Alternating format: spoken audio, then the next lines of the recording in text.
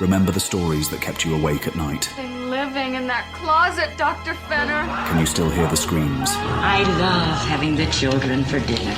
All from your television set. In the night gallery. A dark side. Midnight Viewing, the horror anthology podcast. Join hosts Father Malone, Mike White, and Chris Stachiw as they exhume some of the most infamous horror television of all time. Midnight Viewing, from Weirding Way Media. Until next time. Weirding Way Media.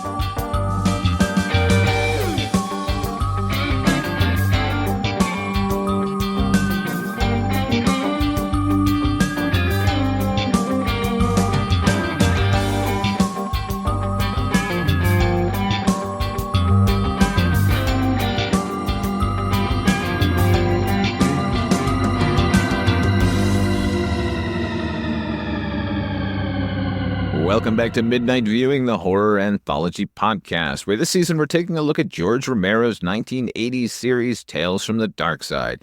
I'm your host, Father Malone, and sharing the Midnight View with me are the projection booth's Mike White. Salty tears. And the KultureCast, Chris Stachiw. I have something to tell both of you. This is not, in fact, a real madness room. It's just the one I made while you were out of town. Oh, man, you're always doing that. Before we get going tonight, I just want to take a moment to say hello to our listeners across the oceans. That's Atlantic and Pacific. Did you fellas know that 30% of our audience are in the UK, Ireland, and Australia? Them folks have good taste from what I've heard. So I just wanted to welcome them and thank them all for listening. Drop us a note, particularly if you're in County Sligo, Ireland, where you'll most likely have dealt with some of my kin. I apologize. Tonight, we're taking a look at 2 episodes from Season 1. They are The Tear Collector and The Madness Room. The Tear Collector is Season 1, Episode 16, which originally aired on February the 24th, 1985. This one was written by John Drimmer and Jeffrey Loftus, based on a short story by Donald Olson, and it was directed by John Drimmer. This one stars a cavalcade of anthology veterans. By cavalcade, I mean 3 people. Jessica Harper, who was also in Tales from the Crypt, Victor Garber, who was also in Twilight Zone 1985, A Day in Beaumont, and Eric Bogosian, who was also in Twilight Zone 85. He was a healer. And this is the Jack Sprat tale of a woman who can't stop crying and a man who lives to collect tears. And what's behind that French filigree door? What'd you think of this one, Chris? I was so disappointed to learn that this was not about a guy tearing pieces of paper out of a book at a library. The Tear Collector. The Tear Collector. You know what? This was fine. It was perfectly fine. It was very, what's funny is on the last couple episodes we've done, it was like, man, this show's really mean. All of a sudden, the show got really nice. All of a sudden, it's like, there's nothing that needs to be learned here. This is all a lark, and it's all for fun, and you're going to meet the taxi cab driver of your dreams. And she does. I think it's fine. I mean, it's Jessica Harper, which for me is the draw. That was why I was ultimately kind of taken in by it. And then you've mentioned some of the other people that are just kind of here. I thought it was fine.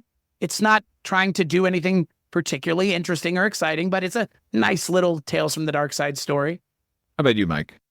Yeah, I thought it was okay. I don't know why, but with this group of episodes, I was really noticing the commercial breaks and really noticing the act structure, and I was just like, okay, yeah, I still don't exactly get Victor Garber's motivation. And you mentioned Eric Bogosian. What the fuck? He just shows up for like one scene and harasses her, and that's it. I mean, did I fall asleep? Does he come back? No.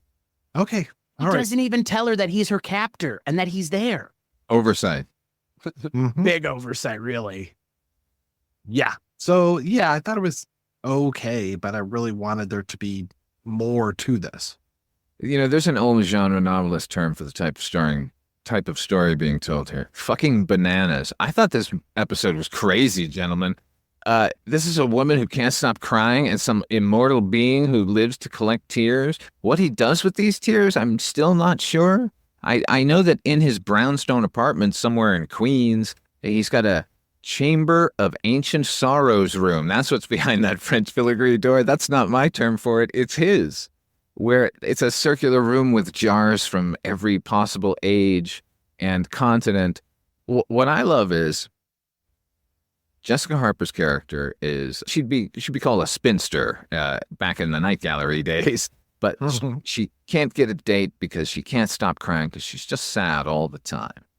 She happens to run into this immortal being who loves to collect tears, and he does so, and eventually shows her the jars of the other tears he's collected. So he shows her a jar that contains the tears of an Aztec who watched the conquistadors burn his civilization to the ground, and a mother whose Confederate son never returned from battle, and now a mousy girl from fucking the Bronx? Like, what? Where's the correlation there?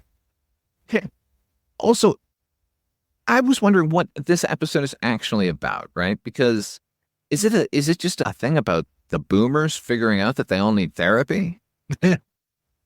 I was under the impression, I just read it super on its face, that Victor Garber is just an insane person. And he's just like, I got this room of tears and give me your tears. Like, wouldn't that be funnier if it's just like a legit insane person just has all these vials in a room and is like, I have tears of an Aztec. I mean, look, he can't prove any of it. So a story is just a great story. That's all I'm saying. Wouldn't it be weird if this guy was just like, hey, I got this room full of tears. Want to see it? I'd be like, If this person invited me over to their house, I'd be like, sure, show me your room of tears. Why not? But the fact that Jessica Harper, for some reason, has the tears that in his mind are equivalent or on the same level as, I mean, he could have said, I have the tears of a woman who had to make a decision which child to send to Auschwitz. Like, that's kind of what I was expecting. And instead it's like, Jessica Harper. Okay. So I just read it as this guy's a lonely weirdo who's just a weirdo. And I don't know if there is any pretense to what he's doing. He could just be a weirdo.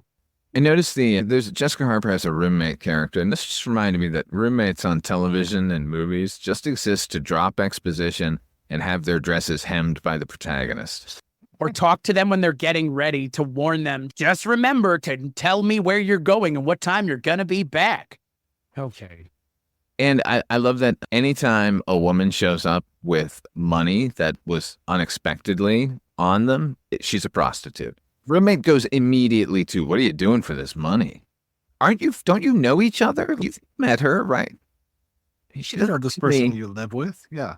Doesn't seem like she's hoeing out there. And the thing is, I was so curious, why is she so sad? I kept waiting for there to be a reason why she was just so darn sad and crying all the time. Speaking of that, now I fully believe Jessica Harper when she's emoting how sad she is. The problem in the episode is it's called the tear collector, and there are no natural tears on display here. They're not even using glycerin. It just seems to be water that they've sort of splashed on her face, like right before the camera rolls, or sometimes while the camera is rolling, when they're doing the first close-up of him collecting her tears in a jar, you can clearly see they're dropping it in from out of frame. In this case, I'm going to blame Jeffrey Wolf, friend of Midnight Viewing and editor of this episode. My God, man, just you needed to cut a little bit later so we didn't see the dropper. Yeah, that was a big problem. Well, look, at the end of the day, if John Rothman steps out of a taxi and says to you, hey, what are you doing out here? I look into his eyes for a second and I let him woo me, right? Well, she's in the perfect position to be wooed by a cab driver who has decided to park in the middle of the fucking street and just abandon his cab and walk home with her. Yeah. Well, that's what happens when he got fired from the library in New York City. I don't know who we're talking to. Ghostbusters. This is literally the guy from Ghostbusters. Oh, it's literally the guy. What's that got to do with it? The fucking library guy. I thought you were talking about Jessica Harper, and I'm like, was she in library? No, she wasn't. I just wish, you know what? Here's the thing. The reality of this episode is the three of us love Jessica Harper and they give her nothing to do in this episode. That's the shame. If there's a shame here, it's that this is the episode with Jessica Harper in it. And she's not really given a whole lot to do other than look sad. Hey, just look sad. Okay. That's all you're doing. That's the one note we need you to hit for 22 minutes. There's something inherently creepy about collecting tears anyway. And, you know, they kept, I like your idea, Chris, that this is just some fucking psychopath who is collecting women's tears and pretending he's an immortal, right? Because he would actually be doing her a service. If she cries all the time, but is forcing herself to stop crying, and this guy's like, no, just do it. Just cry it all out. Like, eventually, she's going to stop crying if she's being encouraged to do it. So he is performing a service here, but he's definitely immortal because she comes into the chamber and he's got one of the tear bottles open and he's listening to it and he's crying as well. And like when she breaks one of them, like there's a howling wind. So this is definitely an actual supernatural story, but of all the things to collect, tears. And it trades in the kind of veiled conversation. Victor Garber never answers her questions. He's always just like, let's just say I provide a service. No, what do you do? What? Are you the devil, sir? That's always how the devil talks. The devil's like, well, I give people a second chance. To what, sell your soul? What are you? Stop speaking in fucking coded language, my friend. But these kinds of shows, Tales from the Crypt did it. Twilight Zone did it. This show has done it. Night Gallery has done it. We always run into these kinds of episodes where someone is just double speaking to death. Mm-hmm. Yeah, and, you know, I guess she's so enamored and like just appreciates having someone to talk to that she doesn't care what he's doing or what this is all about. It's weird. This is the scenario we're given here, sort of the opposite of a sexual relationship where one person develops feelings for the other. It's an all emotional relationship where one person develops feelings for the other. In that way, I thought it was kind of clever. But I too would like to know why our lead character is so sad. You can't just say, I've just always been sad. That's not a thing. This character was broken, and how did that happen? Well, it is about the boomers. Yeah, there is clinical depression. There is clinical depression, to be fair. Oh, I didn't mean to say that. Father Malone says, nobody, just smile more, okay? And you'll be better. But you know what? If she was actually clinically depressed, then I don't think the solution to that is let me doing something else about it. Yeah, let me collect your tears. I did like that the jar that was collecting the tears was swan-shaped. Oh, Nice. there's only one person who can sing for her. Mm-hmm. Here's the thing, though. You know how they really could have, like, turned it up here? They could have had him doing something with the tears other than just listening to them. If he's a tear collector, you're telling me as an immortal, he's never been like, what do they taste? How has he never been like dropping it into his mouth? Like, that's what I expected. Yep, none of that. It's so, they have an interesting concept and they stop at that. There's nothing else. Like, this guy who collects tears. Tell him, and then nothing. And then nothing because they're making it this story about falling in love with somebody who's just there to help you and doesn't have those feelings, and you shouldn't do that. That's, I mean, on its basic sort of level, that's what it's about. But going to therapy, yeah, she's just paying him in his currency of choice. I wish I could pay my therapist in tears. Could be a lot better off. Oh, there you go. How many tears is it cheaper? All right. I think you hit the nail on the head. Is this the spark that led to Eric Bogosian's one-man shows? Was it this character that led him to sex, drugs, and rock and roll, or stumbling around on stage like a homeless man? That's one of his characters eventually. That's true, yeah. It was his time on this show. I don't know if I told you this before, but that film of his one-man show, Sex, Drugs, and Rock and Roll, I'm actually in the audience when they were filming. Oh, wow. I sat next to Steven Tyler from Aerosmith. It was very unusual. Wow. The guy has a big mouth. Yes, he does. Oh, it's very enormous. Actually, quite frightening. Other notes I have here. This was the first time one of the New York episodes seemed a bit set-bound, just in the Jessica Harper's apartment.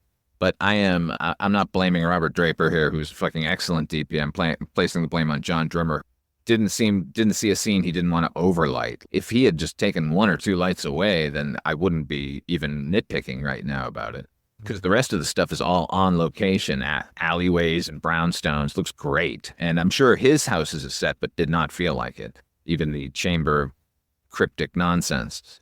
Drimmer has not worked on much things other than literally like documentary style stuff. Well, a lot of medical stuff, right? Yeah, this and Battle for the Erogenous Zone were the only two directing titles that he has. And then he has producer on a bunch of stuff. So I'm going to have to check out that one. and wrote 1984's Iceman, I don't know that one. starring Yeah. Timothy Hutton as a Oh, okay. The one with John Lone, where he's searching for a heart of gold.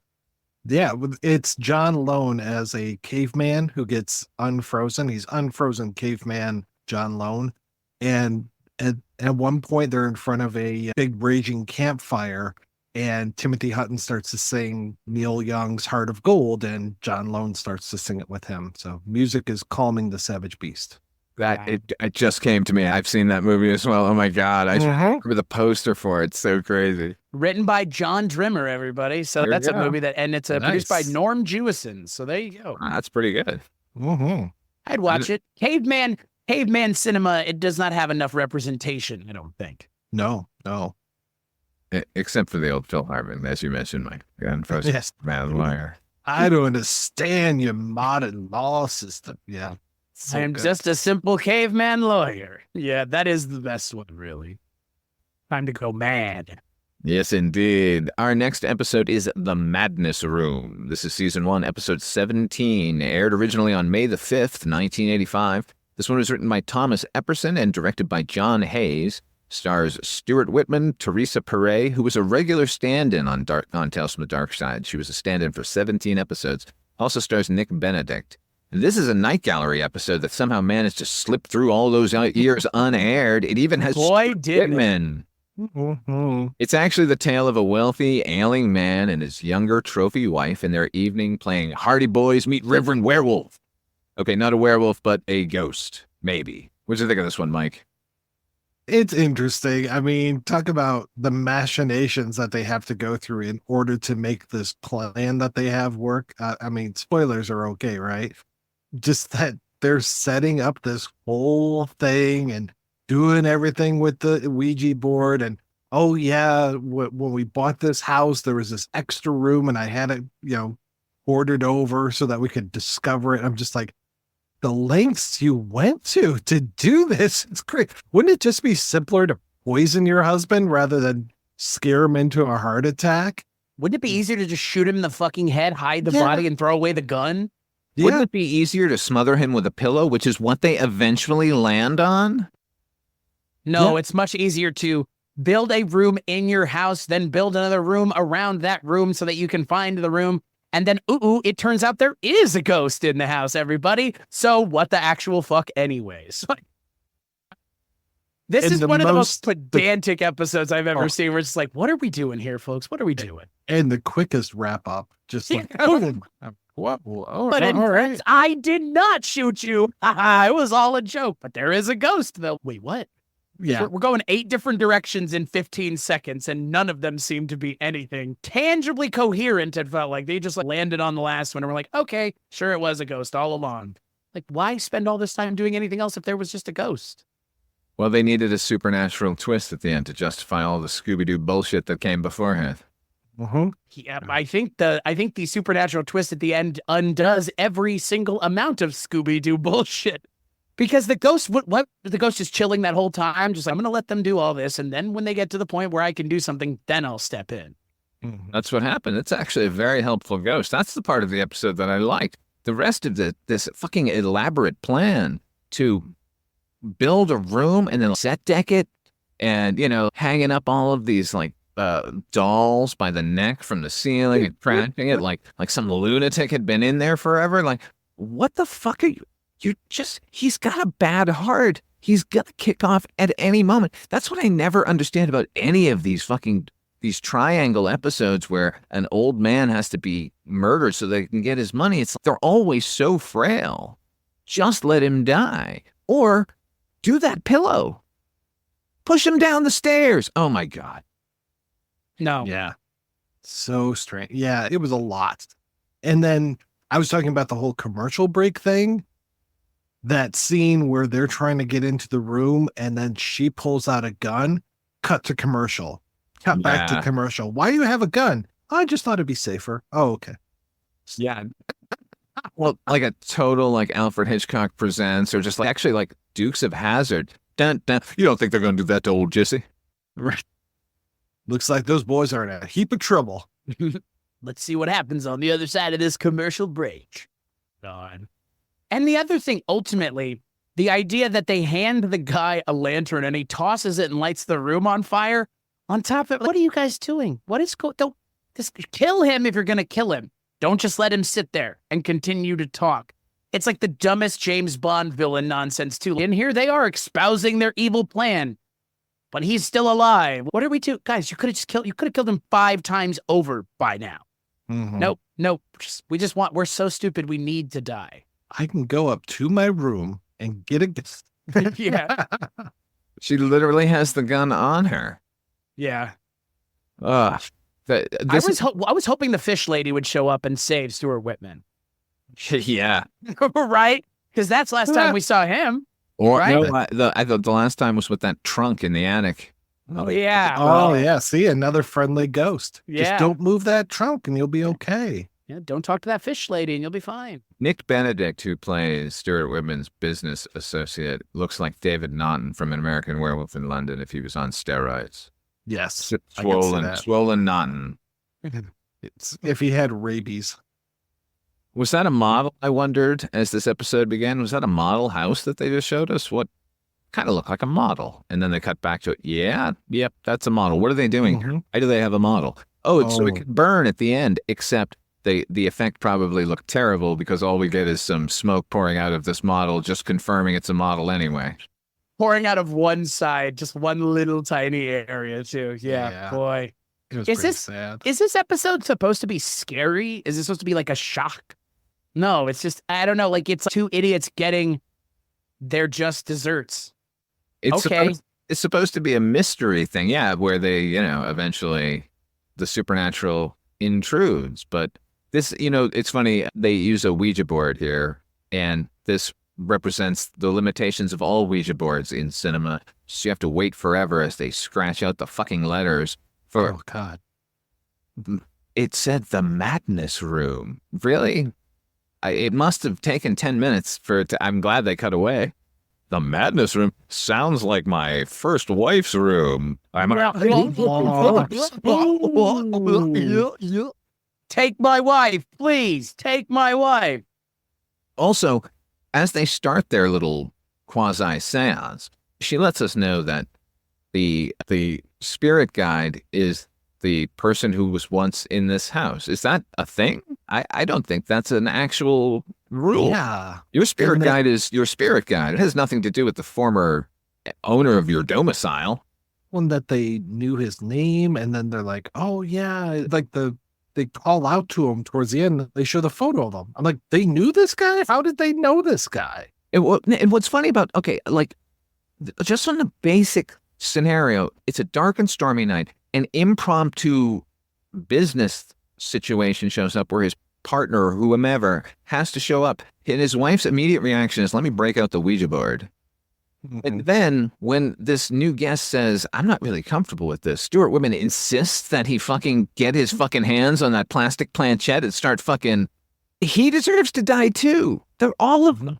Yeah, no, all very distasteful people. People I didn't really want to hang out with for half an hour, whether they had guns or not. Oh, I mean, to your point, though, about the other Stuart Whitman episode, this is very similar to that Night Gallery episode. It feels kind of part and parcel with the kinds of things that we were seeing in Night Gallery. I mean, you're very apt, Father Malone, with the Night Gallery. This one eked its way out because, boy, I was waiting for Rod to talk about the painting along with this one. Mm-hmm. Well, it would have been a painting of that who was it, Joe or Bob or whoever it was, their spirit guy. Ben. It would have been a picture of Ben. Look no more. Yeah. It would have been a giant key. Scoff at me and damned you'll be. Lock the door behind us for drop key and crack, the only way back. Okay. the ghost wrote the last line, but these idiots who had all this time to come up with an entire room. Also, what I love is, yeah, at a certain point, Stuart Whitman is looking at the blueprints and he says, "Oh, hey, it's that hallway. You know that hallway we have that has no windows and no doors and just leads to nowhere? Apparently, there's a room down there." Don't you live in a house that has a secret room you don't know about? Also, There's just a hallway with no windows or doors or anything that just goes nowhere, and you never thought to yourself, is there a haunted room in this house? where did she get the pistol? Did she have it the whole time? And no one Why was didn't she just concerned shoot about him? it. Yeah. You have a gun, just shoot him.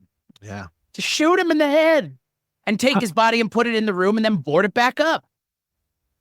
Exactly. I mean, I guess that was their plan, but just put him in the room and fucking board it up. Who gives a shit? Yeah, like the Exactly. cask of Amontillado, but the Tales from the Darkside version. Nope.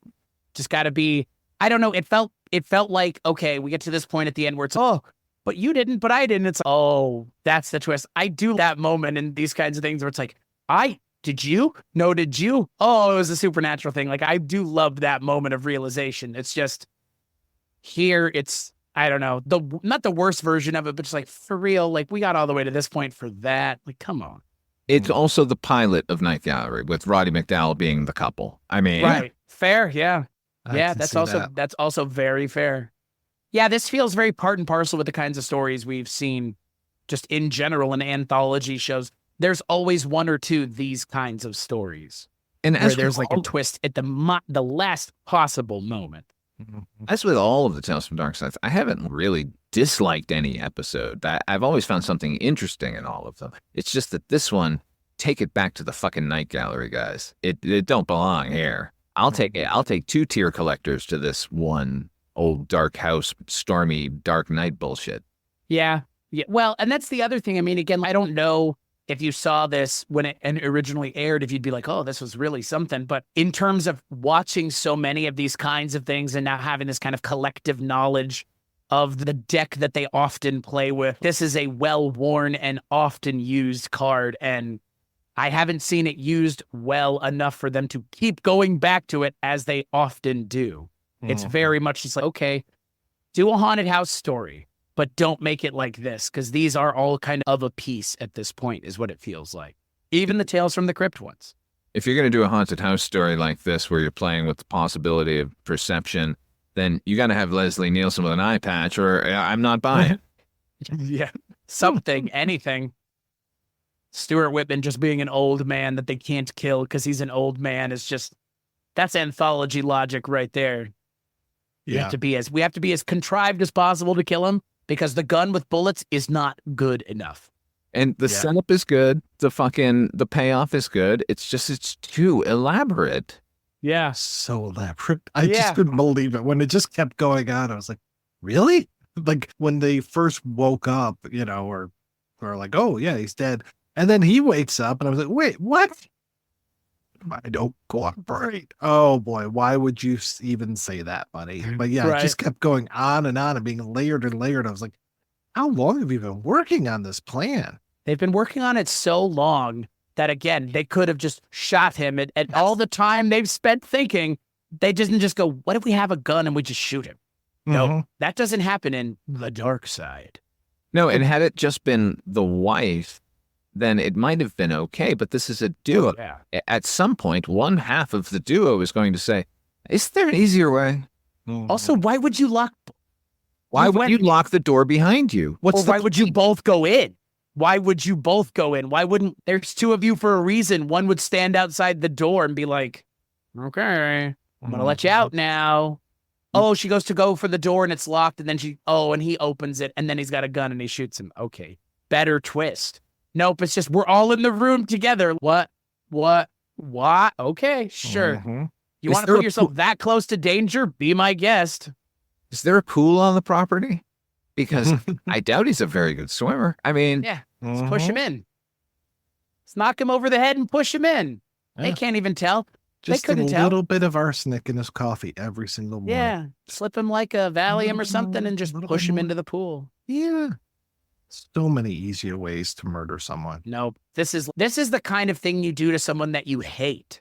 but I don't get the sense that she hates her husband that much. But like the lengths she goes to is like, you really have a personal problem with this person if you're going to those lengths to get revenge on them. Mm-hmm. And that could have been more interesting had they presented Stuart Whitman as a ripe old prick. Right. Exactly. Then we could side with them and then him and then the ghost overall. The ghost just doesn't want anyone there. That would be all right. Yeah. Oh my God, we're fan fictioning. The ghost let him die on top of everything else. The ghost only interjected himself after Stuart Whitman was dead too. The ghost is just ambivalent, completely ambivalent, doesn't care at all. Just, okay. It would have been nice to know anyone's point of view, even the ghost. Yeah, really. All right, on the next episode of Midnight Viewing, we'll be taking a look at 2 episodes from Season 1. Those are If the Shoe Fits and Levitation. Midnight Viewing, the horror anthology podcast, is a proud member of Weirding Way Media Group, and our theme song was composed by HP. Until next time, what are you working on? Where can people find it, Mike White? As always, I'm over at the Projection Booth, which is part of the Weirding Way Media Network, or you can go to projectionboothpodcast.com, where I'm talking about movies every single week and have been doing that for over 13 years and plan on doing it for at least another 2 weeks. So by the time this airs, hopefully the podcast will still be there. How about you, Chris Stachiw? Yeah.com is where you can find everything that I work on, including the KultureCast, which I have been doing for 10 years. And yeah, I'm not even going to go 2 weeks out in the future. I'll do one week, and that's it. 1 week. We'll see you next Tuesday, folks. You can find everything that I work on there, aside from one thing, which you can find over at my Patreon or at Mike's Patreon, which is patreon.com/KultureCast, or patreon.com/Projection Booth, which is Rankin' on Bond, where the two of us and Richard Haddam take a look at Bond once a month. That's something you're into. $10 a month or more gets you access to that. As for me, you can check me out on Midnight Viewing. This used to be a monthly show, and then it was a bi-monthly show, and now it's a weekly show. So you can hear us on here doing Midnight Viewing, the horror anthology podcast, or our sister series, Midnight Viewing Anthologies Attack, with my co-host Antonio Lepore. Thank you all for joining us here at Midnight Viewing. Until next time, try to enjoy the daylight.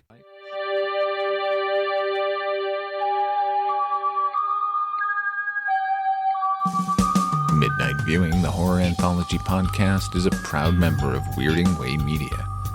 Our theme song was composed by HP with an assist from Donald Rubenstein and Erica Lindsay.